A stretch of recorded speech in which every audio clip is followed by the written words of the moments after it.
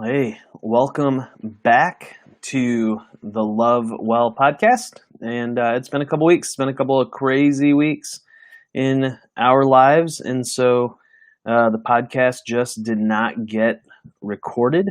um, and just been trying to, you know, get everything else in real life done. But hey, we are back, and I don't know, there's probably we're 3 weeks behind, I guess, in our series here on Who is Jesus, 7-part series on his I am statements from the Gospel of John, and so we're gonna dive in there, and this series also will kind of help with, I think, some of the Beyond Sunday School stuff. We'll get back to Beyond Sunday School as I'm able to set up a few more interviews with some friends that I think will be really helpful, and so be watching for the Beyond Sunday School series to continue here as well. Whether you're watching this on Facebook Live or you catch it on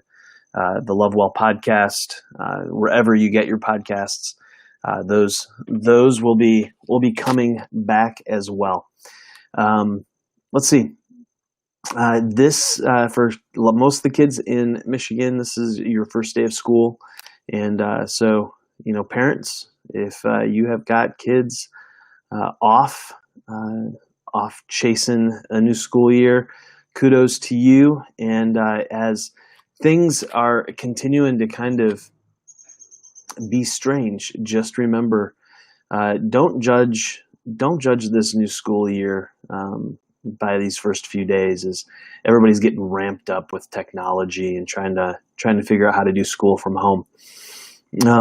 So make sure that you're extending some grace, all right?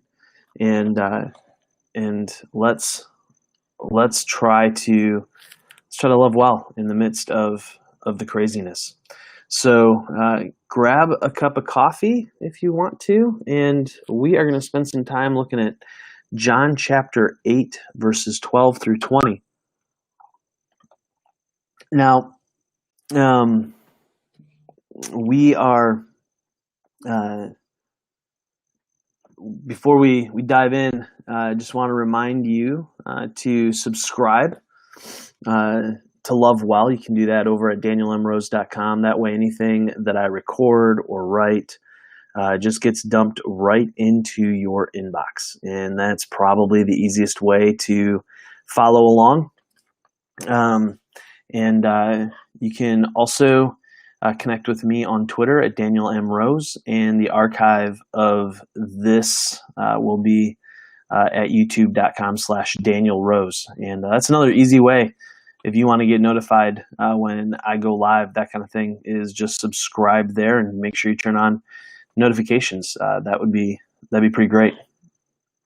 So we are having these conversations at our missional communities, and you can get details for how to connect with the missional community with us at acts13.net/events.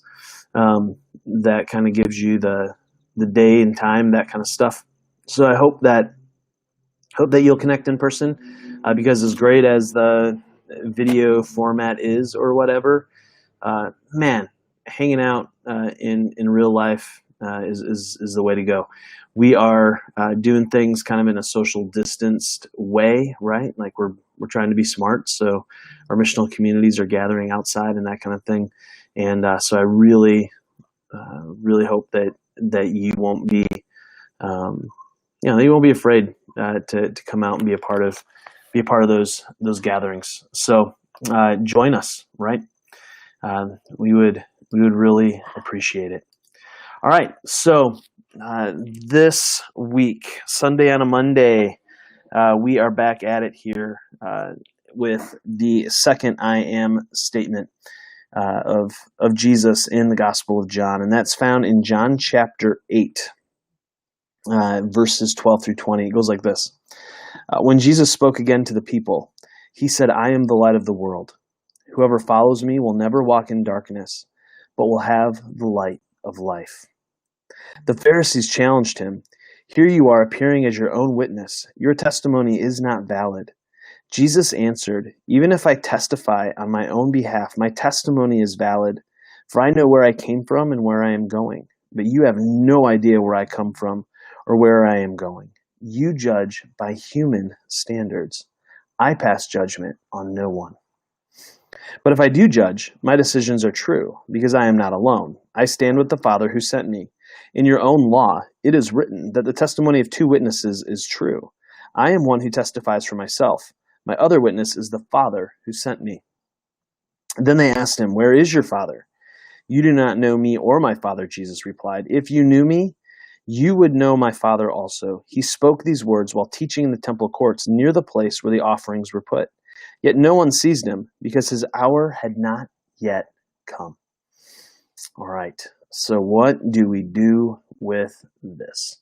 Well, the first thing we have to deal with a couple things in the text, right?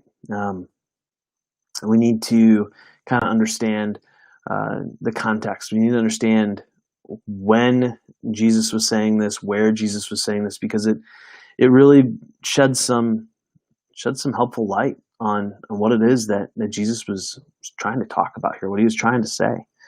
The first thing I want you to notice is if you happened to open a Bible or maybe pull this up on your cell phone, you will see that the text right before this in chapter 8, kind of 1 through 11, basically, is probably either in brackets or in italics, that kind of thing. And that's because the story, probably arguably one of the most famous stories we have in the entire New Testament, is the story of the woman caught in adultery, and the religious leaders and men bring her to Jesus. Now, in our earliest manuscripts, that story doesn't show up, right? So we don't see that story in the earliest remaining manuscripts that we have for the Gospel of John, and so that has really called into question whether or not it was original.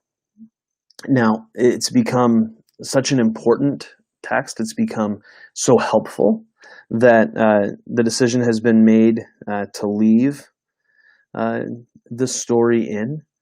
And even in the NIV, right, it gives some notes here. It says the earliest manuscripts and many other ancient witnesses do not have John 7:53 through 8:11. A few manuscripts include these verses wholly or in part after John 7:36, John 21:25, Luke 21:38, or Luke 24:53. So this story about the woman caught in adultery has been left in our Bibles because it's important, and it's one of those bits of text that we kind of think,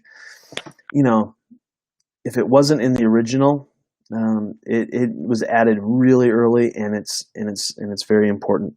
And it was important enough that writers were sneaking it in or putting it in various other manuscripts.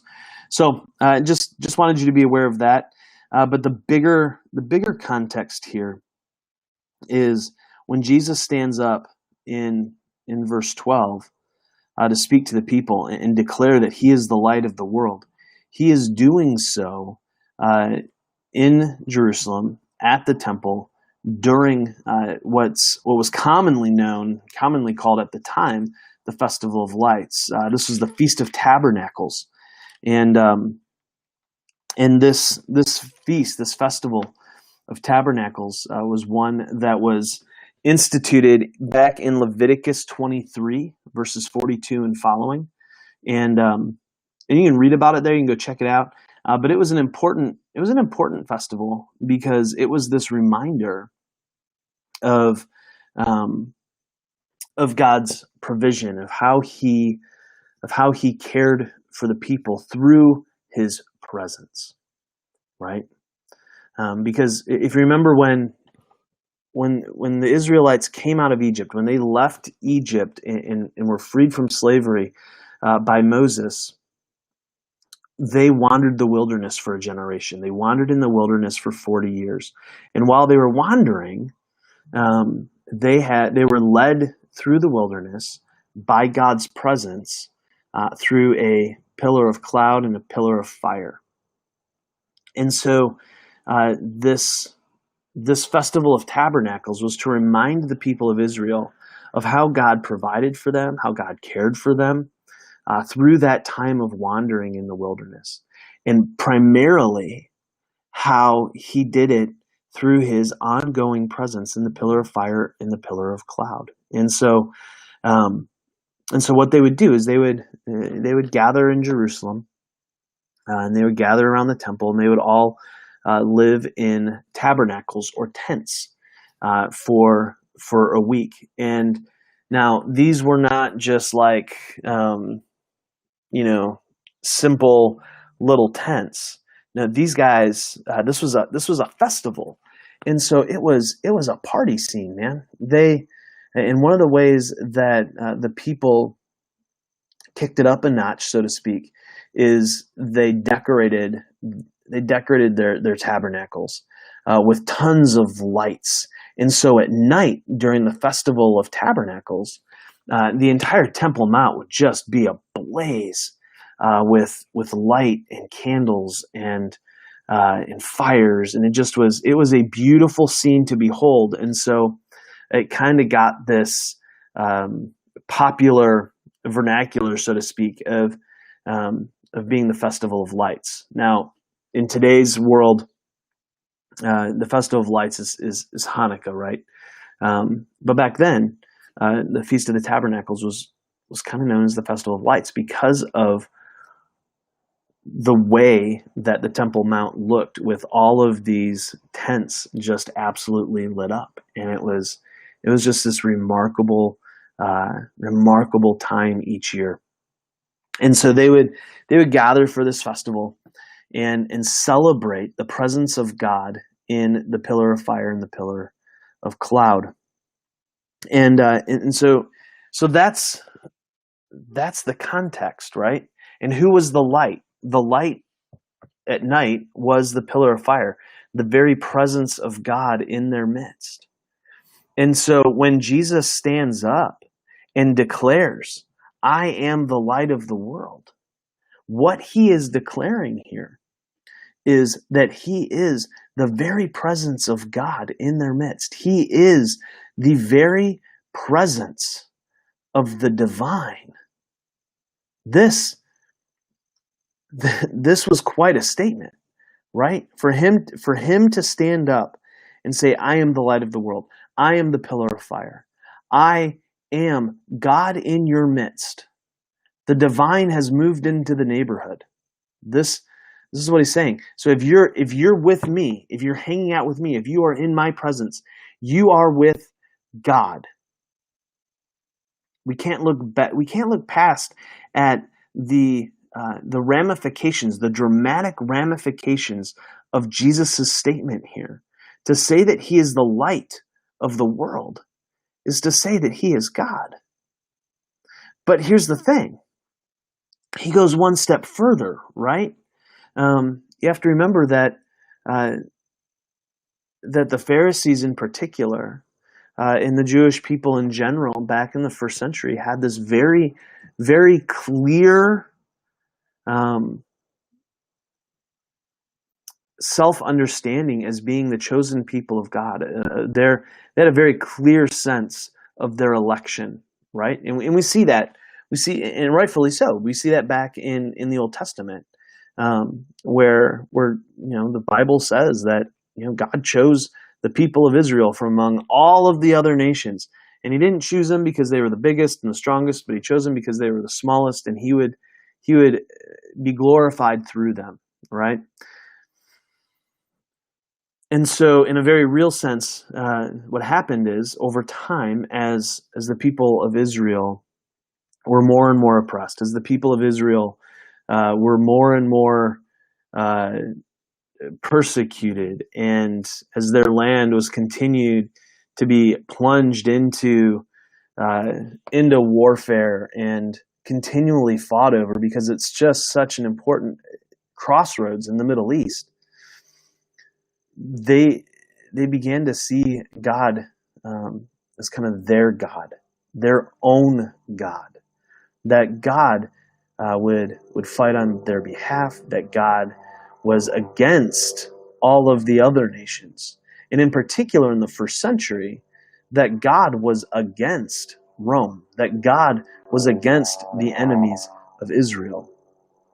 This is something that we can't look past at how important this kind of self-understanding of their election was. And then so for Jesus to say, I am the presence of the divine, I am the light of the world, when he expands this out to the world, he is blowing some categories here. He is making a bigger statement than I think we realize, because in American Christendom, we of course think our natural preset is that Christianity is a global religion, that Christianity is the true faith that everyone needs to believe, and all these things. This is kind of our default position, and so for us, we have a hard time thinking back to the idea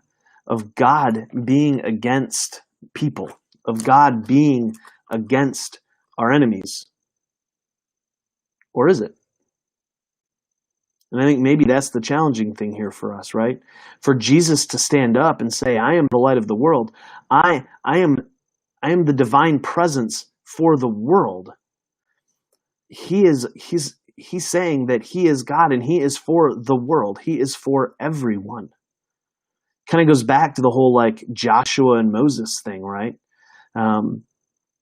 Where Joshua sees the angel of the Lord and says, "Are you for us? Or are you for our enemies?" And the angel of the Lord says, "I'm for neither. I'm for God." Right? This is what God is up to in the world. God is reconciling the whole of the world to himself. And so Jesus says, "Whoever follows me will never walk in darkness, but will have the light of life." You see, the light of the world, Jesus being the light of the world, Jesus being the divine presence for the world, means that we can't set our hearts, we can't set our minds, we can't set ourselves against anyone.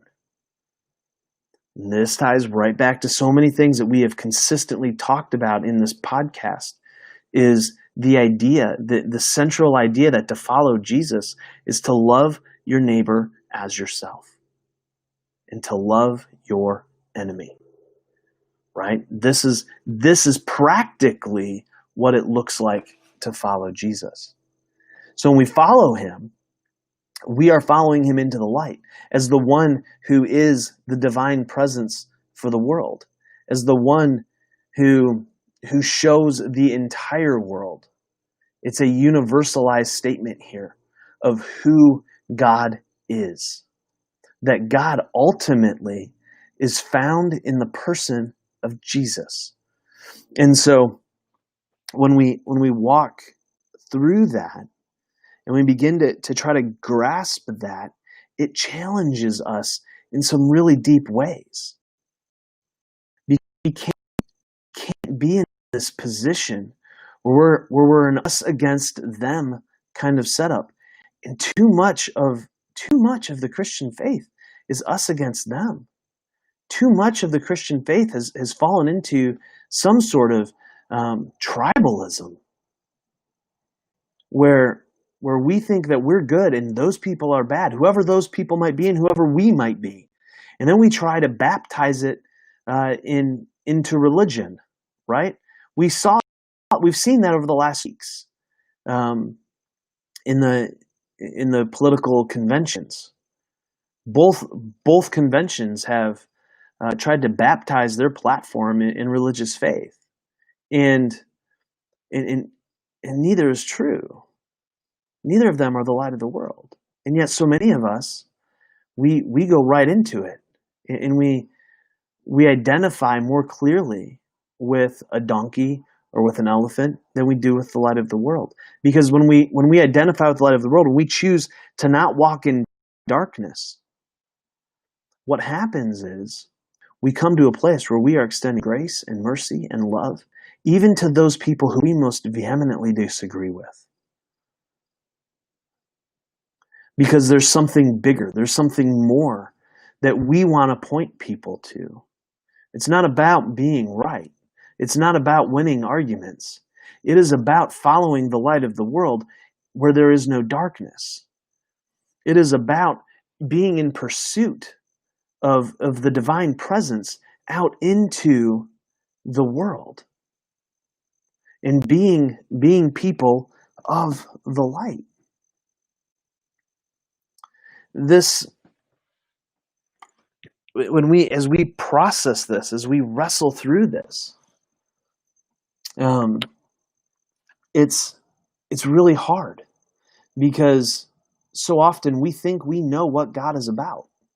We think we know, and too often we run what we think we know through a filter that makes us comfortable, right?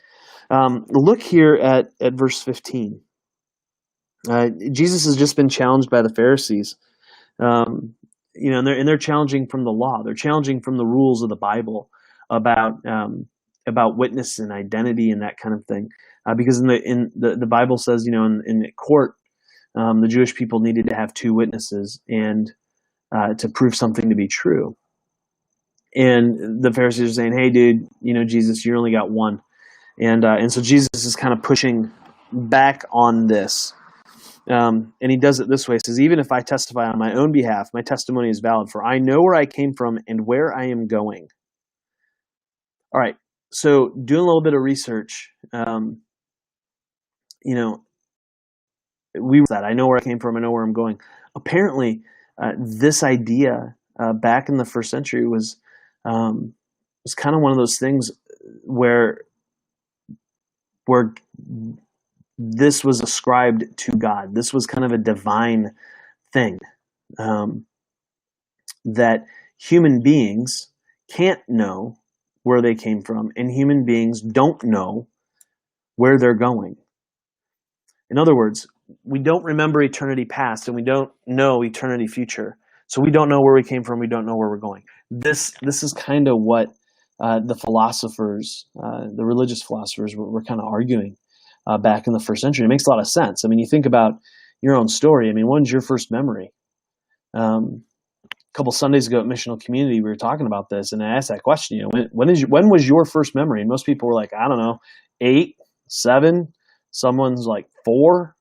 But really, I mean, you don't remember much before maybe 6, 7, 8 years old. We don't know where we come from, and we don't know where we're going, because we are limited by the finite. We are limited by our humanity. And so what we have happening here is Jesus saying, yeah, I do know where I come from. I do know where I'm going. I am fully aware of eternity past. I am fully aware of eternity future. I know where I'm going. This again is a statement, a claim of divinity. But it doesn't stop there. And this, I think, gets to the heart of this issue that we have in this dialogue in 12 through 20. Jesus says, "You judge by human standards. I pass judgment on no one." Now, this phrase "human standards" here in the original language is flesh. He says, "You judge by the flesh." Now, I think the NIV gets it right with this nuance of human standards. In other words, what Jesus is saying here is, hey, you religious leader guys, you guys judge by what you see. You judge by the moment. You judge by human standards. You judge by the flesh. I don't judge people that way. I don't make judgments that way, he says. I judge no one. I judge no flesh. I judge by not by human standards, is what Jesus is getting at here. I mean, obviously, and I know and even though I say obviously, still need to make sure that we articulate this. Jesus is not saying that he doesn't engage in trying to identify or moral judgment, right? He's not saying there's no rights, there's no wrongs. He's not saying that we should just ignore everything that is going on in the world. That is not at all what Jesus is saying here. Jesus is, however, talking about judging the book by its cover, so to speak. He's talking about judging people by the flesh. He's talking about judging people by human standards. And think about this. How many times in your life have you made judgments about somebody or some situation without having the full picture, without knowing all the details, right? I think about, I just think about my relationship with one of my closest friends, Vince, who, my freshman year in high school, I was scared to death of this guy. I'd see him standing in our high school in this area called the T, and he just looked angry. And we had chemistry class together, and he scared the daylights out of me. I thought he hated me. And I think he kind of did, because I was always getting up and moving around and going and sharpening pencils and that kind of thing, because I would get super bored. And then I have to walk past him. But then something changed one summer day when he and I, got to know each other. We spent some significant time together, and we realized there was more to one another than the angry face or the guy who obnoxiously stands up and sits down and goes and sharpens his pencil 4 times, 5 times a class period. And so as we got to know each other beyond the surface, man, it's a friendship that's lasted, it's a friendship that's lasted 30 years. Because we moved past the surface, we moved beyond it. We stopped judging by just the moment, by the outside, by the human standards. And so when we are intentionally trying to not judge by human standards, when we are intentionally trying to not judge by the flesh, by the outside, by the moment, we try to go deeper, we try to go beyond, we try to look past the surface, then what happens is we begin to see something different. We begin to see the heart. We begin to see the motivations. We begin to see the context for someone's story. And what Jesus is saying here is, I know all that already. So I don't judge by the flesh. I don't judge by the moment. I judge in light of eternity. I judge from the big picture. And so as we pursue him in the light, right? As we pursue him in the light, what happens is we start setting aside all of these humanly standards of judgment, and we begin to be more gracious. We begin to be more kind. We begin to be more loving, because we realize there's more to the story. I think that's why we're so fascinated with, or at least, when I was growing up, my Mimi always had on WJR in the car, and one of the guys on WJR, one of these little snippets that always come over the radio, was the rest of the story by Paul Harvey. And it was so fascinating, right? There's always this hook. There was always this thing you thought you knew, the story you thought you understood. And then Paul Harvey would tell you something you didn't. It would always end with, and now you know the rest of the story, right? In his voice, the only way he could say it. And so now I'm fascinated with the way I heard it by Mike Rowe, where he does the same thing. He tells you some stories that you sort of know, but the way he tells them, he tells them with this hook, and you go, oh my gosh, I had no idea. And we love that. We love that rest of the story kind of thing. And I think that's something in us, right?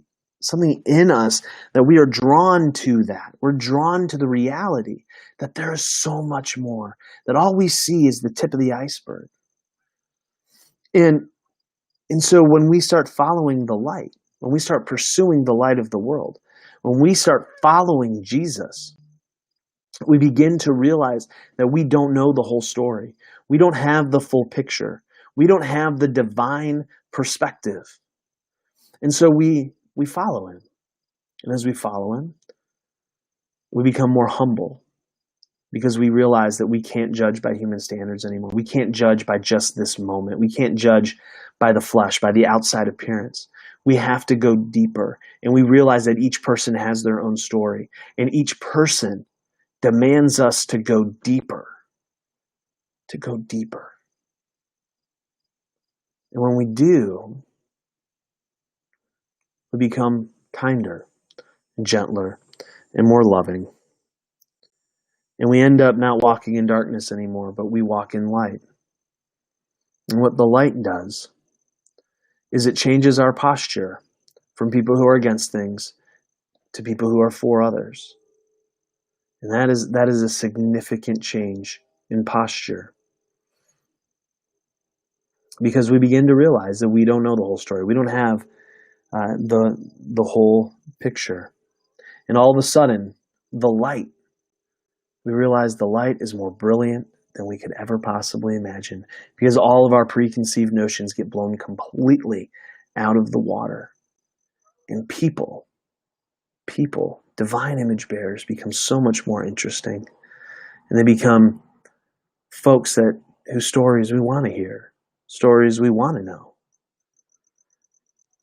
And that happens as we follow the light, the one who was the divine presence in our midst, the one who moved into the neighborhood. Jesus said, "I am the light of the world. Whoever follows me will never walk in darkness, but will have the light of life." So, my challenge for you this week is pretty simple, I guess. I want you to kind of wrestle through. Do you think you're following the light of the world? And the way that we can judge that is how we judge. Do you find yourself judging people by human standards? Do you find yourself judging people in the moment by the flesh? Or are you intentionally trying to go deeper? Are you intentionally trying to get to know what is below the iceberg, the tip of the iceberg, so to speak? How are you doing at growing in grace, truth, kindness, and love? That's how we can kind of check and do a little bit of work. So, so Jesus is the light of the world. That's part 2. I'll be back next week with part 3. I am the gate. That sounds weird. So let's dive into that next time. But just want to remind you again, subscribe to Love Well, DanielMRose.com. It'll drop right into your inbox. You can also subscribe to the audio version of this podcast anywhere you listen to podcasts. I would really appreciate it if you would rate and comment on the podcast wherever you listen to them, because what it does is that services this to the top of people's searches, because folks think some other people might like it, and that will help other people find the podcast. So that'd mean a lot to me. Or just share this via your social media. And remember, you can always continue the conversation with me on Twitter at Daniel M. Rose. And the archive of this message will be found at youtube.com/Daniel Rose. Guys, thanks for being with me. And until next week, love well, my friends.